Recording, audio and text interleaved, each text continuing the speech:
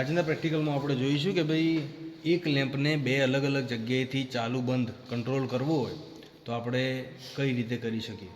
તો આ વાયરિંગ આપણે દાદર વાયરિંગ તરીકે પણ ઓળખાય.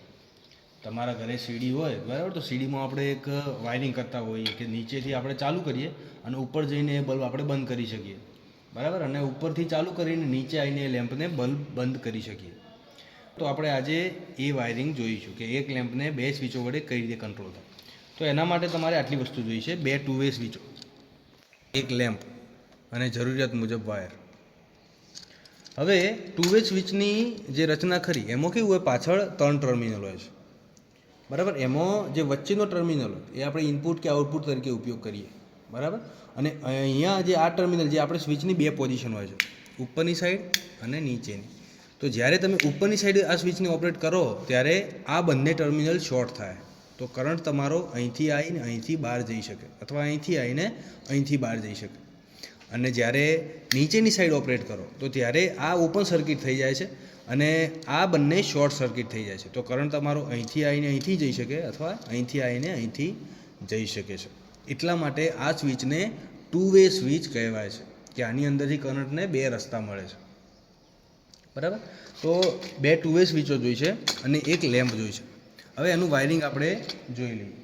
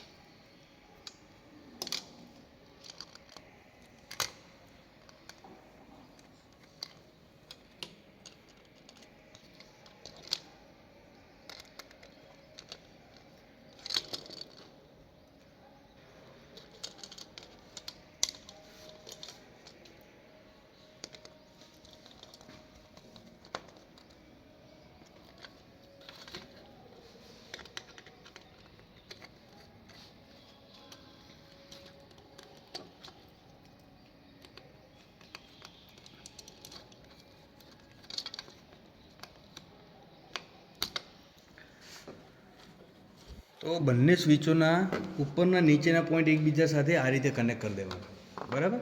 હવે તમારે એક ટર્મિનલ અહીંથી લોડમાં લઈ જવાનું. આજે બીજી સ્વિચનો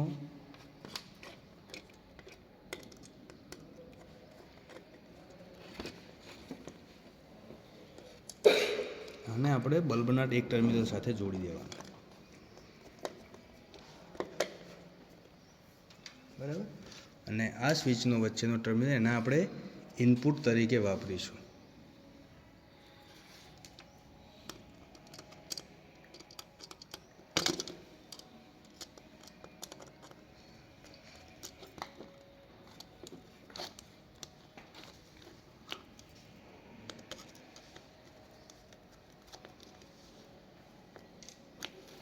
બરાબર.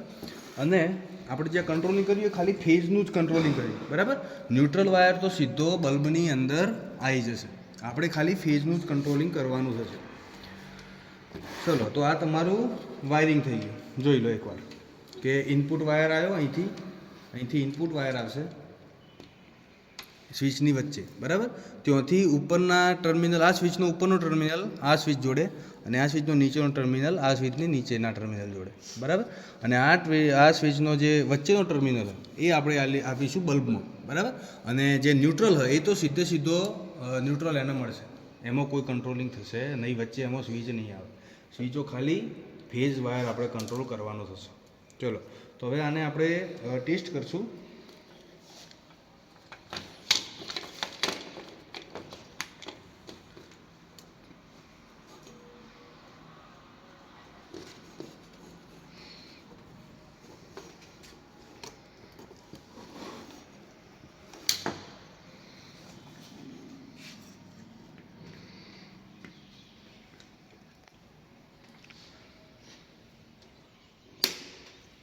તો હાલ બલ્બની કન્ડિશન બંધ.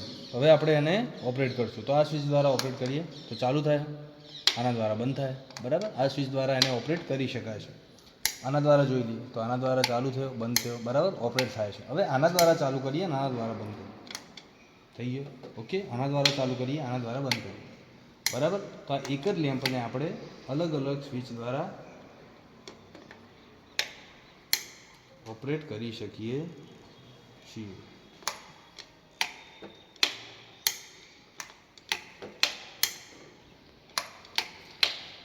ઓકે, ચલો. તો હવે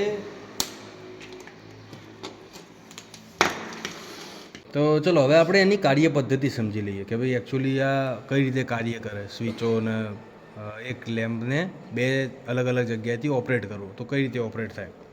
તો આ તમારી એક 2 વે સ્વિચ છે, એના 3 ટર્મિનલ. આ બીજી 2 વે સ્વિચ, એના 3 ટર્મિનલ. અને આ તમારો બલ્બ. તો આ પ્રથમ સ્વિચને આપણે ઇનપુટ આપશું, ફેઝ.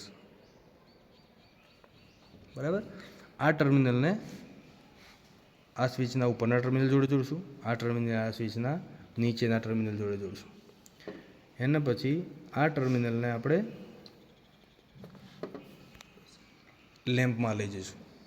બરાબર, હવે જુઓ આ બંને સ્વિચની બે પોઝિશન હોય, 1 2 1 2.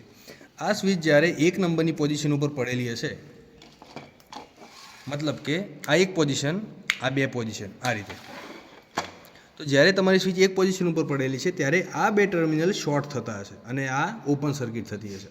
તો કરંટ તમારો અહીંથી પસાર થઈ શકશે, અહીંથી પસાર થઈ શકશે નહીં. પણ જ્યારે આ સ્વિચ તમારી બે પોઝિશન ઉપર હશે ત્યારે આ બંને ટર્મિનલ શોર્ટ થતા હશે, આ ટર્મિનલ ઓપન સર્કિટ થતું હશે. તો એ વખતે કરંટ તમારો અહીં પસાર થઈ શકશે, અહીંયા પસાર થઈ શકશે નહીં. બરાબર, તો બંને સ્વિચમાં આ નિયમ લાગુ પડશે. ચલો હવે જોઈએ, ધારો કે બંને સ્વિચ એક પોઝિશન ઉપર છે, તો શું કરંટ કેવો થઈને પસાર થશે. તો બલ્બને જુઓ, ન્યુટ્રલ તો સીધો મળી જાય છે. હવે આપણે અહીંયા ફેઝ પહોંચે તો બલ્બ ચાલુ થશે, ફેઝ નહીં પહોંચે તો બલ્બ ચાલુ થશે નહીં. તો જુઓ, ફેઝ અહીંથી અહીં આવશે. હવે અહીં ધારો કે આ સ્વિચ 1 નંબરની પોઝિશન ઉપર અને આ સ્વિચ પણ 1 નંબરની પોઝિશન ઉપર. તો શું થશે, કરંટ ઉપર જશે, નીચે તો જઈ નહીં શકે. તો ઉપર જશે, ઉપરથી વાયર મારફતે આ ટર્મિનલ ઉપર આવશે. હવે આ સ્વિચ એક પોઝિશન ઉપર, તો અહીંથી નીચે આવી શકશે કરંટ, અને અહીંથી કરંટ બલ્બમાં જઈ અને બલ્બને ગ્લો કરશે, બલ્બ ચાલુ થશે. હવે ધારો કે આપણે બંનેમાંથી કોઈ એક સ્વિચને ઓપરેટ કરીએ, ધારો કે આ સ્વિચને ઓપરેટ કરીએ, તો શું થશે કે આ સ્વિચ બે પોઝિશન ઉપર આવી જશે અને આ સ્વિચ તો એક પોઝિશન ઉપર જ છે. તો હવે કરંટ અહીં આવશે, અહીંથી નીચે આવશે, ઉપર જઈ શકશે નહીં. તો કરંટ નીચે આવશે, નીચેથી વાયર મારફતે આ ટર્મિનલ ઉપર આવશે અને આ ટર્મિનલ ઉપરથી હવે આ સ્વિચ એક પોઝિશન ઉપર, તો મતલબ આ ઓપન સર્કિટ, તો અહીંથી કરંટ આગળ જઈ શકશે નહીં. તો બલ્બ તમારો કેવો થઈ જશે, બંધ. રેડી. હવે ધારો કે આપણે આ સ્વિચ ઓપરેટ કરીએ તો શું થશે કે આ સ્વિચ બે પોઝિશન ઉપર છે અને આ સ્વિચ પણ બે પોઝિશન ઉપર થશે. હવે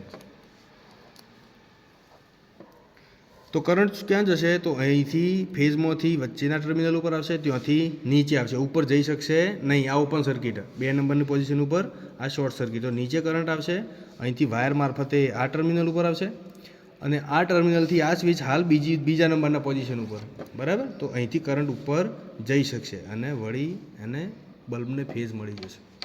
તો આ રીતે જે એક લેમ્પને બે સ્વિચો બે અલગ અલગ જગ્યાએથી કંટ્રોલ કરવા માટેનું જે વાયરિંગ હોય એની કાર્ય પદ્ધતિ આ મુજબ હોય છે.